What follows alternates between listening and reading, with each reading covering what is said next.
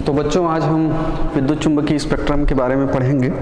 कल हमने विद्युत चुम्बकीय तरंग के बारे में विस्तार से जाना था कि किस तरह से उनकी विशेषताएं, उनकी परिभाषा और किस तरह से हमने उनका ग्राफी निरूपण किया था। तो उसी के आधार पर विद्युत चुम्बकीय स्पेक्ट्रम को हम जानेंगे। इसका परिभाषा पहले देख लेते हैं। विभिन्न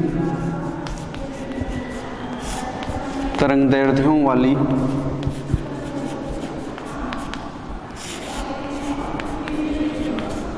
विद्युत चुम्बकीय तरंगों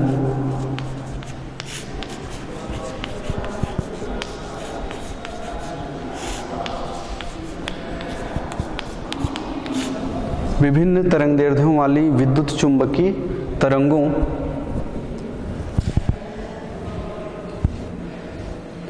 को उनके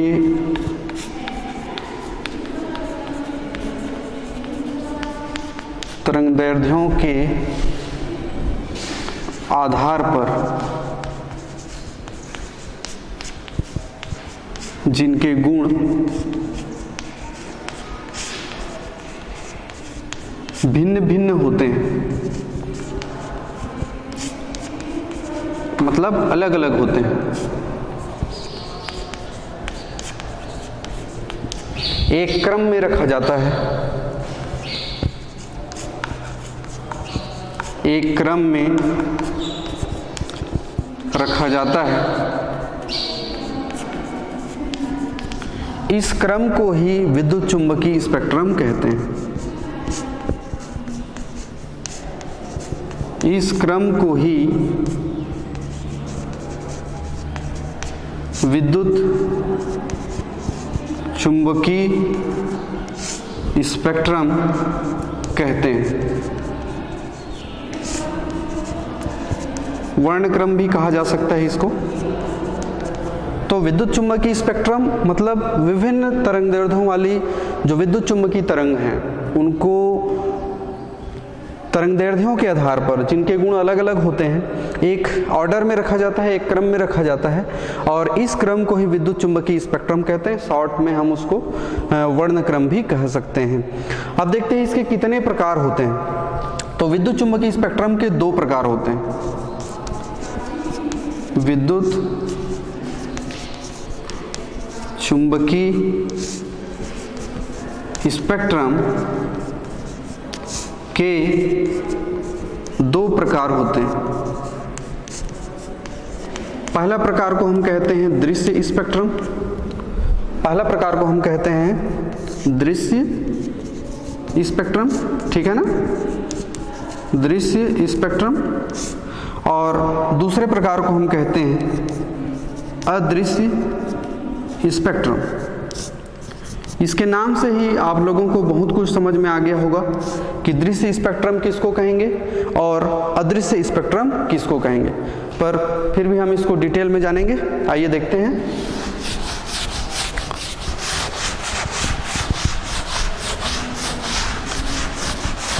दृश्य स्पेक्ट्रम वे स्पेक्ट्रम होते हैं जो हमारी आंखों से स्पष्ट दिखाई देते हैं।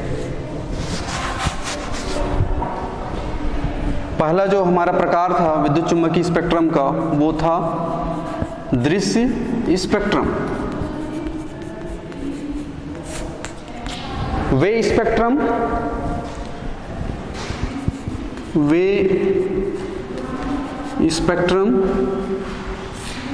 जिन्हें हम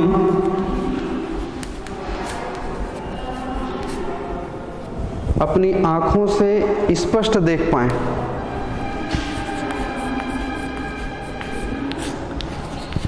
अपनी आंखों से स्पष्ट देख पाते हैं,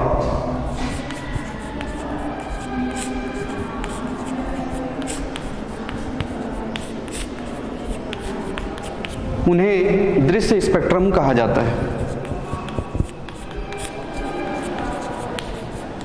दृश्य स्पेक्ट्रम कहा जाता है।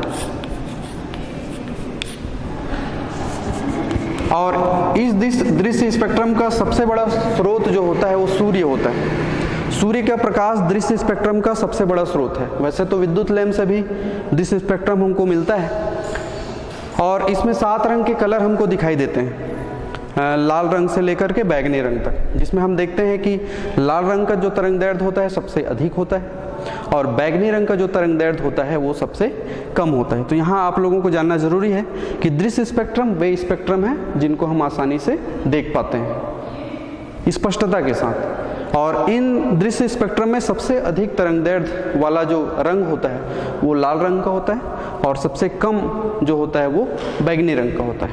आइए देखते हैं दूसरा, जिसको हम कहते हैं अदृश्य स्पेक्ट्रम।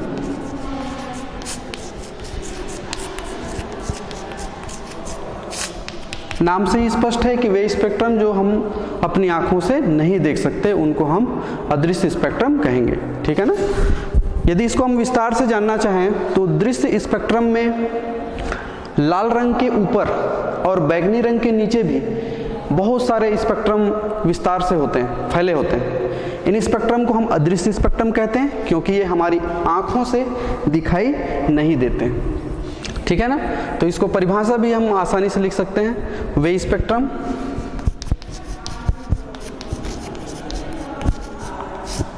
जिन्हें हम अपनी आंखों से नहीं देख पाते,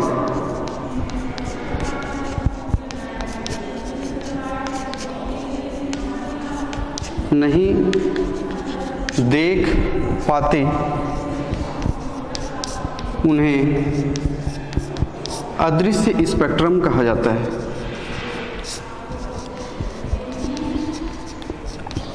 अदृश्य स्पेक्ट्रम कहा जाता है। जैसे आप लोग जानते हैं एक्सरे मशीन के बारे में, वहाँ से एक्स किरणें निकलती हैं, आपकी गामा किरणें हैं, पराबैंगनी किरणें हैं, ये ऐसी किरणें हैं जिनको हम अपनी आंखों से स्पष्टता से नहीं देख सकते या दिखाई ही नहीं देता। इस तरह के स्पेक्ट्रम को हम अदृश्य स्पेक्ट्रम कहेंगे और ये विद्युत चुम्बकीय स्पेक्ट्रम का दूसरा प्रकार है। अब दृश्य स्पेक्ट्रम और अदृश्य स्पेक्ट्रम को उनके तरंगदैर्ध्यों के आधार पर उनके गुणों का हम अध्ययन करेंगे, उनके उपयोगों के बारे में हम जानेंगे। आइए देखते हैं।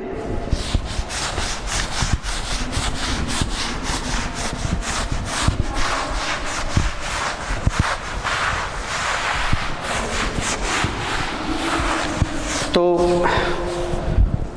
दृश्य और अदृश्य स्पेक्ट्रम को मिला के हम उनके गुणों का अध्ययन करेंगे और उनके उपयोगों के बारे में जानेंगे और ये भी जानेंगे कि उनके तरंगदैर्ध्य क्या होते हैं और इन किरणों को किन किन वैज्ञानिकों ने खोजा था। तो चलिए सबसे पहले शुरुआत करते हैं गामा किरण के बारे में। गामा किरण या गामा किरणें, सबसे पहले ये जान लेते हैं कि इस किरण की खोज किसने किया था। गामा किरणों की खोज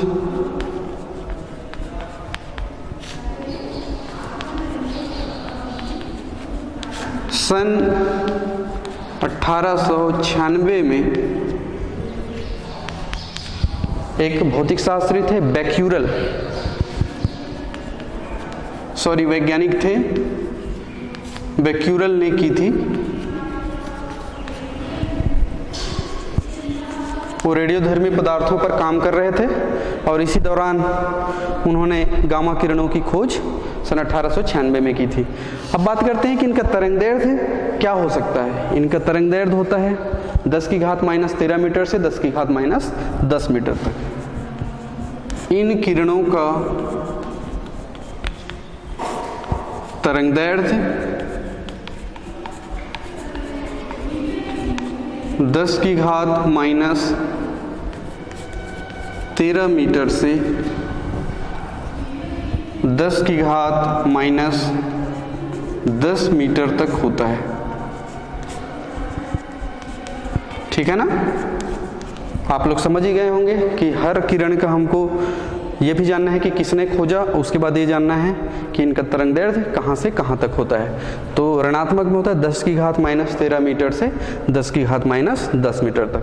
अब हम ये जान लेते हैं कि गामा किरणें उत्पन्न कैसे होती हैं। जैसे आप लोग रसायन में भी पढ़ते होंगे, रेडियोधर्मी पदार्थ होते हैं, जैसे कि यूरेनियम होते हैं, जैसे कि आप लोगों को मालूम होगा रेडियम भी होता है।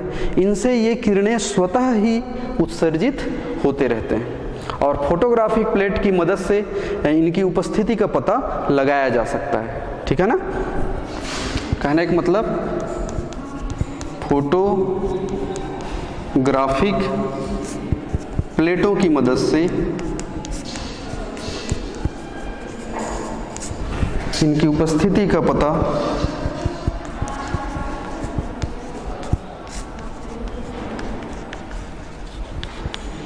लगाया जाता है कि वास्तव में गामा किरण है वहाँ पर या नहीं है।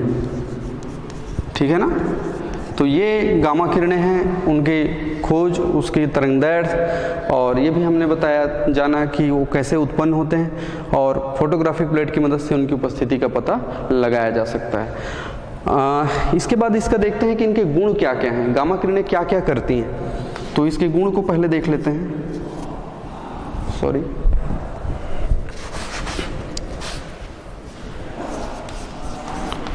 गुण में सबसे पहला गुण है कि गामा किरणें गैसों को आयनित कर देती हैं। गामा किरणें गैसों को आयनित कर देती।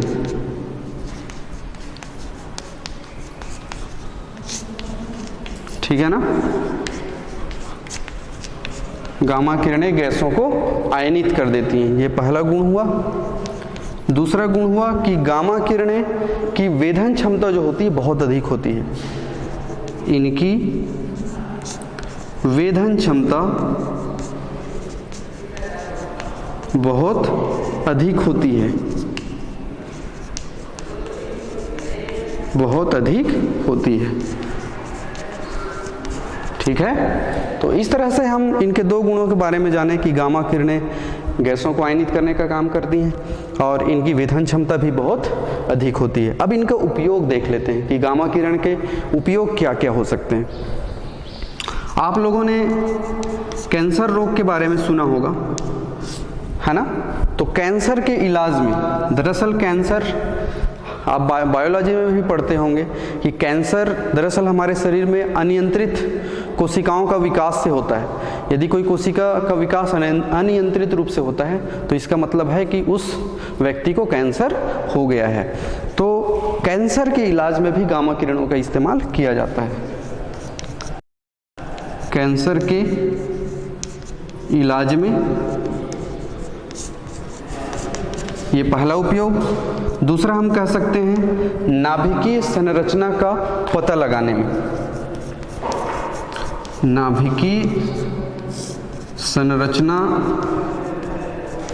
का पता लगाने में। तो इस तरह से गामा किरण की खोज, तरंगदैर्घ्य, उसके गुण और उसके उपयोग के बारे में हमने जाना। आइए देखते हैं एक्स किरणों की खोज किसने की।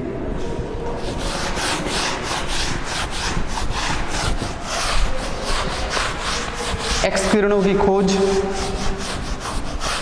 आपने रोंटजन नामक वैज्ञानिक सुना होगा, और 20वीं सदी के शुरुआत में उन्होंने विज्ञान के क्षेत्र में क्रांति ला दी थी एक्स किरणों की खोज करके।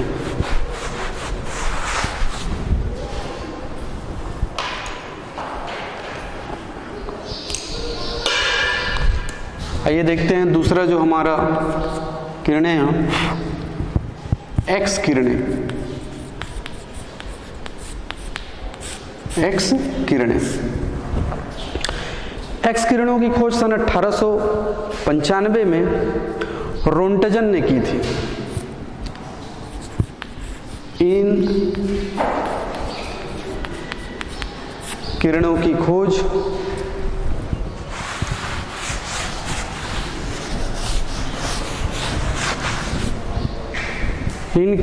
खोज सन 1895 ईस्वी में रोंटजन नामक वैज्ञानिक ने की थी। रोंटजन नाम याद रहेगा आप लोगों को, ठीक है। तो एक्स किरणों की खोज सन 1895 ईस्वी में रोंटजन ने की थी। आइए देखते हैं इनका तरंगदैर्घ्य कहाँ से कहाँ तक होता है। इन किरणों का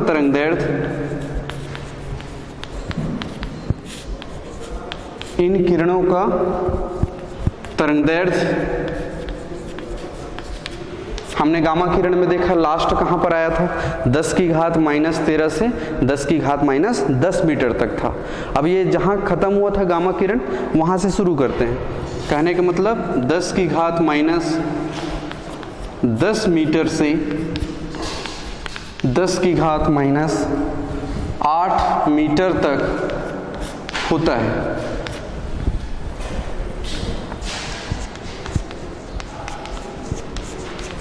तो एक्स किरणों की खोज रोंटजन नामक वैज्ञानिक ने की थी और इन किरणों का तरंगदैर्घ्य होता है 10 की घात -10 मीटर से 10 की घात -8 मीटर तक।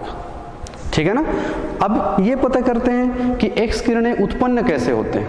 जैसे कि गामा किरणें मैंने बताया कि रेडियोधर्मी पदार्थ होते हैं, जैसे कि यूरेनियम, जैसे कि रेडियम, उससे स्वतः ही उत्सर्जित होते रहते हैं। तो एक्स किरणों की उत्पत्ति कैसे होती है?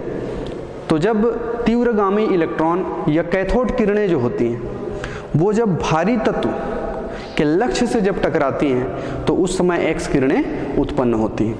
ठीक है ना। अच्छा, यदि कहीं पर एक्स किरणें उत्पन्न हो रही हैं तो उसकी उपस्थिति का पता हम कैसे लगाएंगे? जैसे गामा किरण की उपस्थिति का पता हमने फोटोग्राफिक प्लेट की मदद से जाना था, इनको भी फोटोग्राफिक फिल्मों की सहायता से इनकी उपस्थिति का पता लगाया जा सकता है। फोटोग्राफिक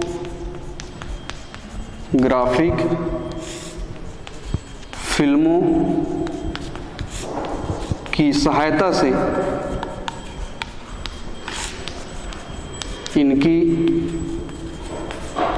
उपस्थिति का पता लगाया जाता है।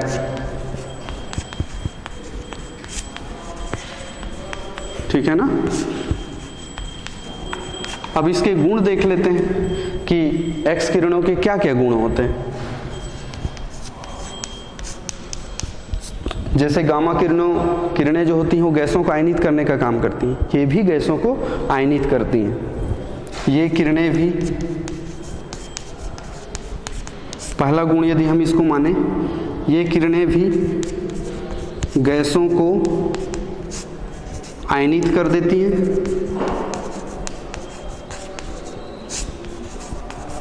तथा प्रतिदीप्ति उत्पन्न करती हैं। प्रतिदीप्ति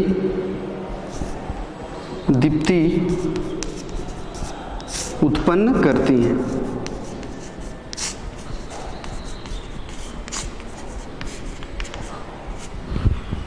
दूसरा इसके जो गुण हैं, इनकी भी वेधन क्षमता अधिक होती है, लेकिन यदि हम तुलना करें गामा किरण से तो उनकी वेधन क्षमता से एक्स किरणों की वेधन क्षमता कम होती है।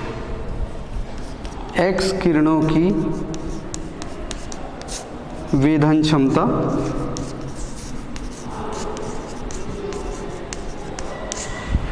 गामा किरणों की तुलना में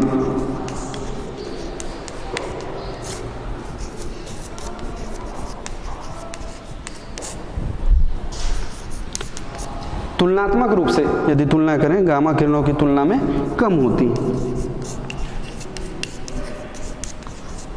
अब हम इसके उपयोग के बारे में जानेंगे कि एक्स किरणों के उपयोग क्या क्या है। आप लोग जानते हैं जब एक्स किरणों का खोज रोंटजन ने किया था तो पूरा संसार चकित था। क्यों चकित था?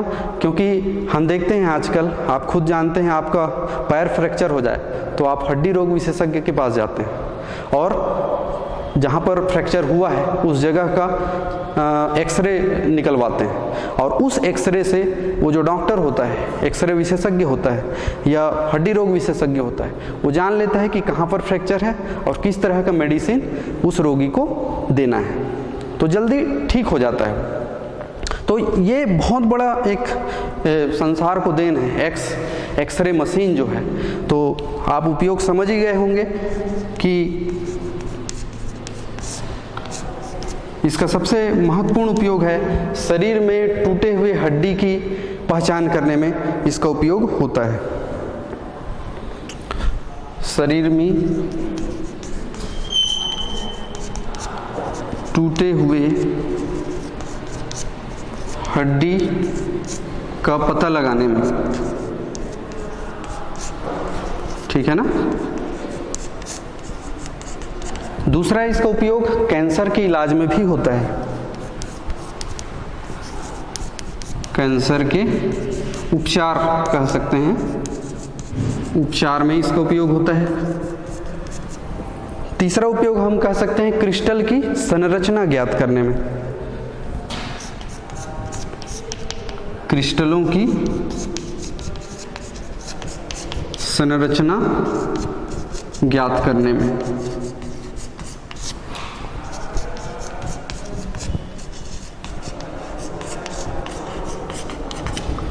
तो एक्स किरणों का आविष्कार करके रोंटजन ने बहुत बड़ा काम किया है।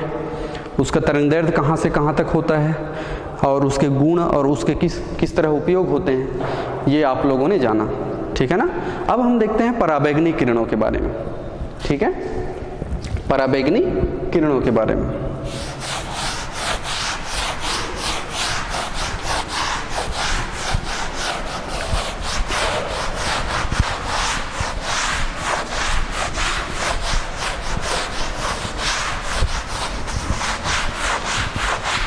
आप जानते हैं सूर्य के प्रकाश से केवल दृश्य प्रकाश ही उत्सर्जित नहीं होता, बल्कि उसके अलावा भी एक किरण उत्सर्जित होती है जिसको कहते हैं पराबैंगनी किरणें।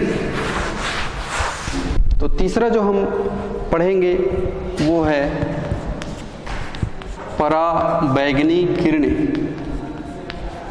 अंग्रेजी नाम जानना चाहें अल्ट्रा वायलेट रेज। सबसे पहले ये जान लेते हैं कि इस किरण की खोज किसने किया था और कब किया था। तो इन किरणों की खोज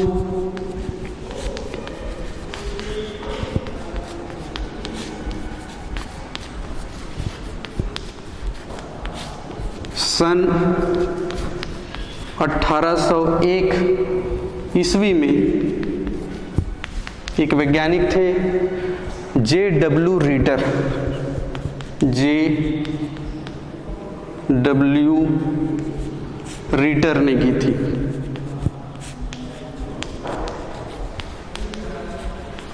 ठीक है ना। और इन किरणों का तरंगदैर्घ्य कहां से कहां तक होता है? इन किरणों का तरंगदैर्घ्य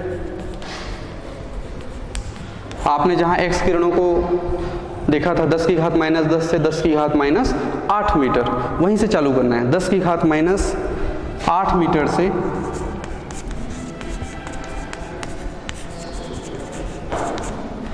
10 की घात -8 मीटर से कहां तक होता है? 4 गुणित 10 की घात -7 मीटर तक होता है।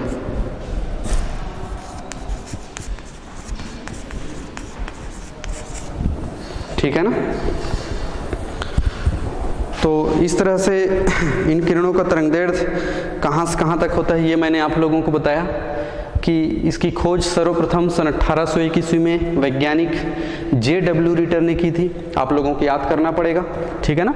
इन किरणों का तरंगदैर्घ्य 10 की घात -8 मीटर से 4 गुणित 10 की घात -7 मीटर तक होता है। ठीक है ना। अच्छा, ये समझ लेते हैं कि ये कैसे उत्सर्जित होती है। मैंने पहले ही बताया कि सूर्य के प्रकाश के साथ दृश्य प्रकाश ही उत्सर्जित नहीं होता, अपितु उसके साथ साथ पराबैंगनी किरणें भी उत्सर्जित होती हैं। लेकिन आप लोग ये जानते होंगे कि हमारे वायुमंडल में, पृथ्वी के वायुमंडल में ओजोन परत भी है। ये ओजोन परत क्या करता है? सूर्य से आने वाली जो पराबैंगनी किरणें हैं उनको अवशोषित कर लेता है, जिसकी वजह से ये पराबैंगनी किरणें पृथ्वी तक नहीं पहुंच पाती। ठीक है ना। अच्छा, हम इसको खुद से, मतलब मानव यदि चाहे तो कैसे उत्सर्जित करेगा, कैसे उत्पन्न करेगा? तो 2 तरीके से उत्पन्न कर सकता है, एक तो विद्युत विसर्जन के द्वारा या फिर निर्वात स्पार्क के द्वारा। ठीक है ना। अच्छा, तो ये सब बातें हो गई। इसके गुण को देख लेते हैं कि पराबैंगनी किरणों के क्या क्या गुण हैं। ये भी गैसों को आयनित करने का काम करती हैं, प्रतिदीप्ति उत्पन्न करती हैं।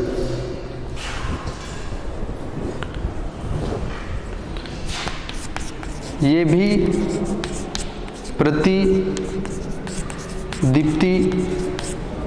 उत्पन्न करती हैं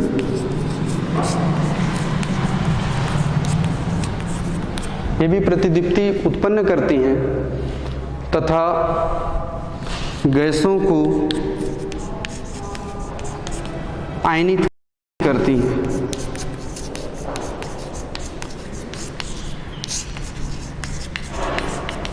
इन्हें अत्यधिक क्रियाशील किरणें भी कहा जाता है। पराबैंगनी किरणों को अत्यधिक क्रियाशील किरणें भी कहा जाता है। क्यों? क्योंकि ये रासायनिक परिवर्तन के लिए अत्यधिक क्रियाशील होती हैं। इसका दूसरा जो हम देख सकते हैं कि ये फोटोग्राफिक प्लेट को प्रभावित करती हैं और उसमें प्रकाश विद्युत प्रभाव उत्पन्न करती हैं। जो पराबैंगनी किरणें होती हैं ये किरणें फोटोग्राफिक प्लेट को प्रभावित करती हैं, ठीक है, प्रभावित करती हैं तथा उसमें प्रकाश विद्युत प्रभाव उत्पन्न करती हैं तथा उसमें प्रकाश विद्युत प्रभाव उत्पन्न करती हैं।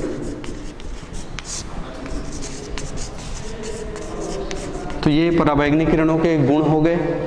इसके बारे में तो हमने पराबैंगनी किरणों के गुण के बारे में जाना कि ये किरणें फोटोग्राफिक प्लेट को प्रभावित करती हैं तथा उसमें प्रकाश विद्युत प्रभाव उत्पन्न करती हैं। अब हम इसके उपयोग को जानेंगे कि किस तरह से पराबैंगनी किरणों का उपयोग होता है। आइए देखते हैं।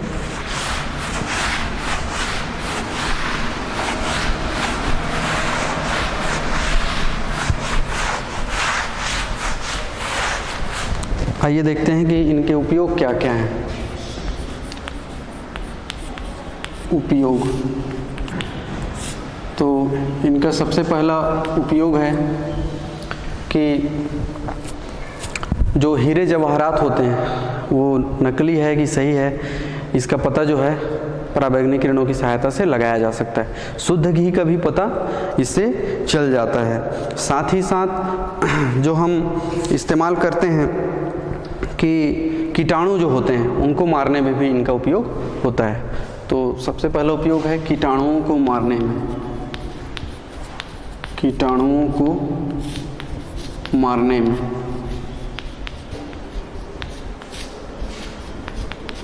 दूसरा हम उपयोग कर सकते हैं हीरे जवाहरात और शुद्ध घी का पता लगाने में।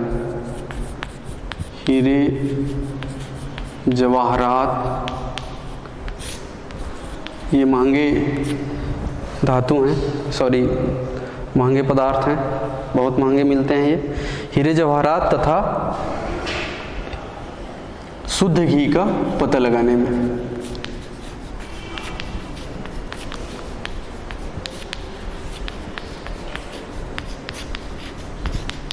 तो इस तरह से पराबैंगनी किरणों का उपयोग होता है। आइए देखते हैं इसके बाद दृश्य प्रकाश के बारे में कि उसका तरंगदैर्ध्य कहाँ से कहाँ तक होता है और उसको किस वैज्ञानिक ने खोजा था। ठीक है ना।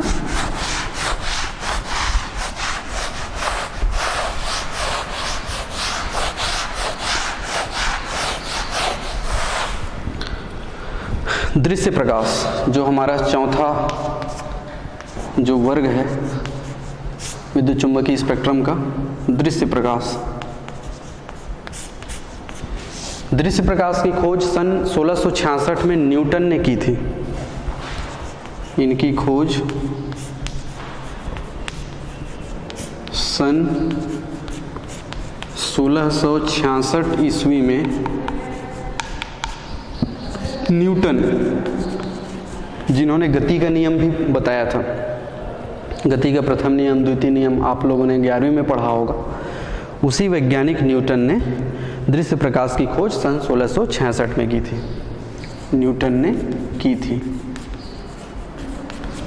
इनका तरंगदैर्ध्य कहाँ से कहाँ तक होता है? इनका तरंगदैर्ध्य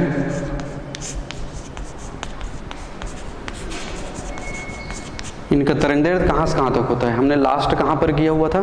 4 × 10⁻⁷ मीटर से 4 × 10⁻⁷ मीटर से 7.8 × 10⁻⁷ मीटर तक होता है।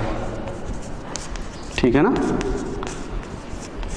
तो आपको सभी किरणों का तरंगदैर्घ्य को जानना, याद करना बहुत ज़रूरी होगा कि इनका तरंगदैर्घ्य, दृश्य प्रकाश का तरंगदैर्घ्य 4 × 10⁻⁷ मीटर से 7.8 × 10⁻⁷ मीटर तक होता है।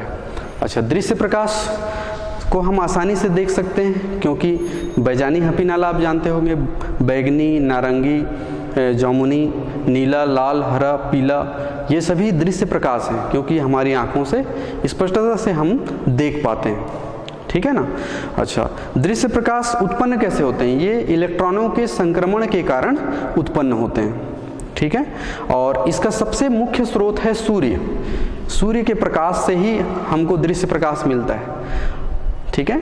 अच्छा, और ये और कहाँ से उत्पन्न हो सकता है या कहाँ से इसका स्रोत हो सकता है? विद्युत लैंप।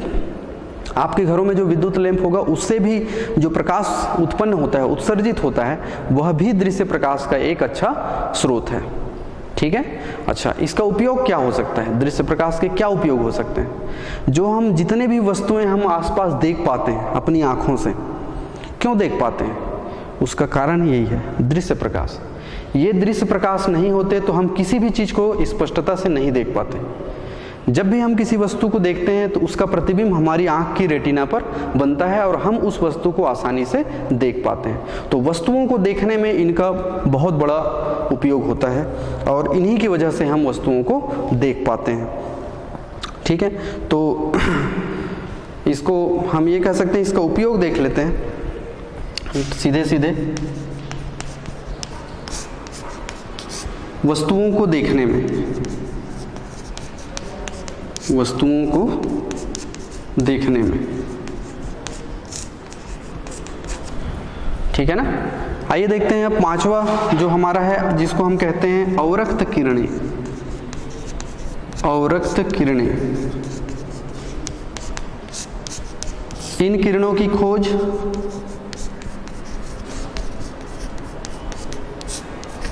सन 1800 में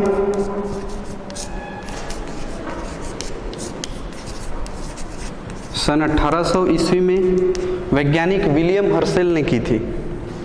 विलियम हर्शेल ने की थी। अब देख लेते हैं इनका तरंगदैर्घ्य कहाँ से कहाँ तक होता है। इनका तरंगदैर्घ्य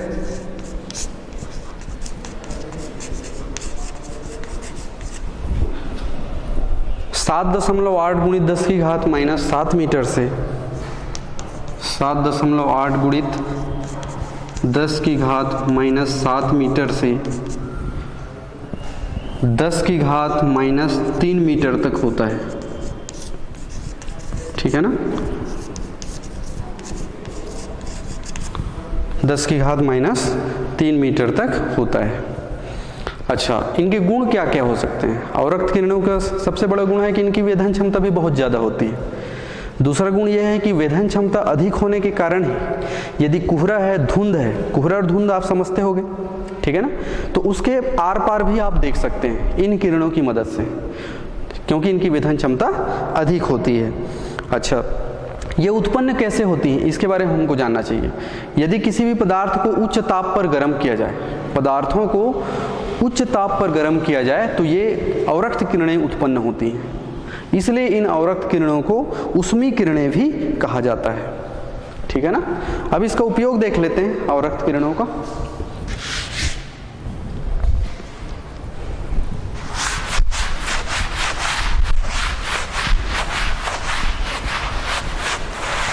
अंधेरे में फोटोग्राफी करने में जिसका उपयोग होता है वो इन्हीं की वजह से होता है, अवरक्त किरणों की वजह से। तो सबसे बड़ा इसका उपयोग है अवरक्त किरणों का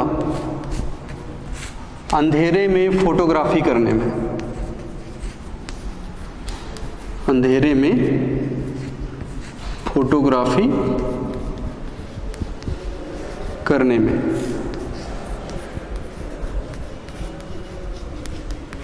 ठीक है ना। दूसरा हम उपयोग बता सकते हैं कि रोगियों को सिकाई करने में, जो रोगी होते हैं उनको सिकाई इसी के माध्यम से किया जाता है, सिकाई करने में।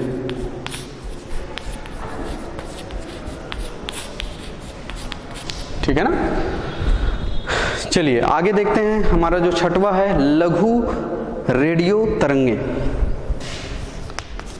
लघु रेडियो तरंगे।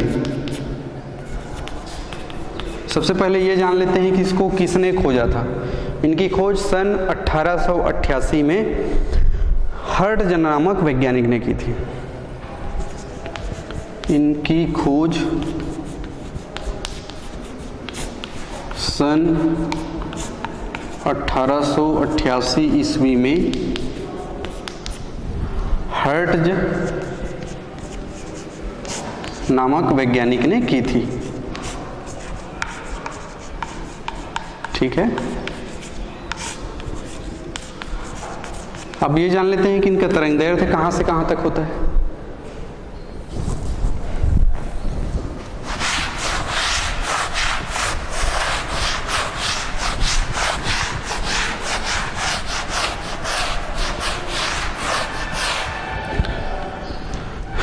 इनका तरंगदैर्घ्य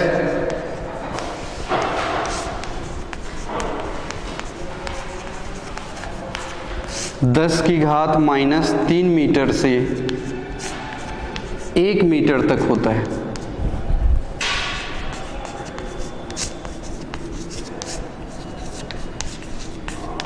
ठीक है ना। अब बात आती है कि ये उत्पन्न कैसे होती है। जो लघु रेडियो तरंगे हैं वो विद्युत दोलनों से उत्पन्न होती हैं। ठीक है ना, विद्युत दोलनों से उत्पन्न होती है। इनके उपयोग क्या क्या है। इसका सबसे बड़ा उपयोग है रेडियो तथा टेलीविज़न के प्रसारण और संचार में। जो हम रेडियो सुनते हैं, रेडियो और टेलीविज़न, टीवी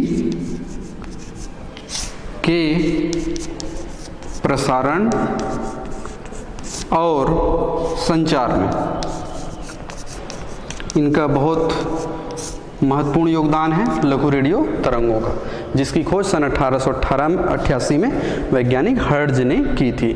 लास्ट हम देख लेते हैं जिसका नाम है दीर्घ रेडियो तरंगे। ये विद्युत चुम्बकीय स्पेक्ट्रम का आखिरी भाग है, दीर्घ रेडियो तरंगे। सबसे पहले ये जान लेते हैं कि इसकी खोज किसने किया था। इनकी खोज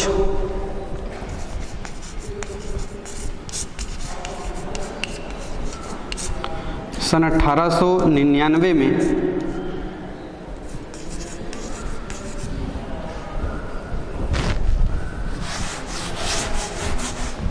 सन 1899 में वैज्ञानिक मार्कोनी ने किया था। मार्कोनी ने किया था।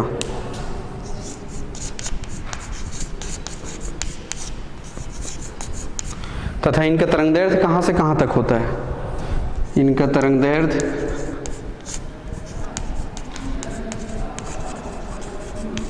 जो लास्ट है उसका आया था 1 मीटर से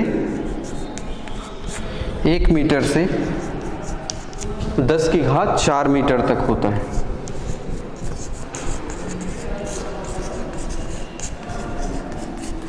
ठीक है ना, 10⁻⁴ मीटर तक होता है। अच्छा, हम ये जानेंगे कि ये इनका उपयोग कहाँ कहाँ होता है। इनका उपयोग पुलिस विभाग में आप लोग देखते होंगे, वायरलेस सिस्टम से जो बातचीत करते हैं बड़े अफसर से या अन्य कहीं भी, वो जो बातचीत करते हैं आपने देखा होगा, है ना। तो पुलिस रेडियो संचालन में इनका उपयोग होता है। वायरलेस भी कहा जाता है, इसलिए इनको दीर्घ रेडियो तरंगों को क्या कहा जाता है, वायरलेस भी कहा जाता है। तो नौ संचालन और पुलिस रेडियो प्रसारण में इसका उपयोग किया जाता है। आइए देखते हैं, इनका उपयोग लिख लेते हैं।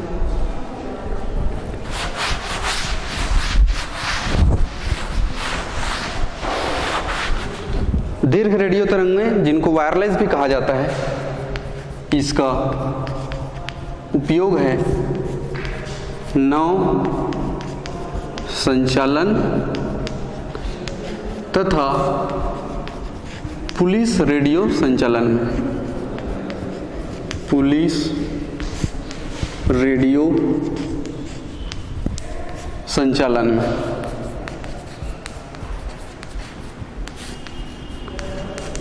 ठीक है ना। तो इस तरह से हमने विद्युत चुम्बकीय स्पेक्ट्रम को जाना कि इनके किस तरह से अलग अलग तरंगदैर्ध्य होते हैं और अलग अलग तरंगदैर्ध्यों की वजह से इनके गुण भी अलग अलग होते हैं और इनके उपयोग भी अलग अलग होते हैं। हमने 7 किरणों या तरंगों के बारे में जाना। पहला हमने जाना गामा किरणें, फिर जाना एक्स किरणों के बारे में, फिर जाना पराबैंगनी किरणें, फिर दृश्य प्रकाश, फिर अवरक्त किरणें, फिर लघु रेडियो तरंगें और आखिर में हमने जाना दीर्घ रेडियो तरंगें। उनका तरंगदैर्ध्य किस तरह से होता है, किस वैज्ञानिक ने उनको खोजा था और उसके क्या क्या उपयोग हो सकते हैं। ठीक है ना। तो चलिए अगले चैप्टर हम बाद में देखेंगे। इसके बाद हम पढ़ेंगे कि किस तरह से वायुमंडल के विभिन्न भाग होते हैं। ठीक है ना। बहुत बहुत धन्यवाद।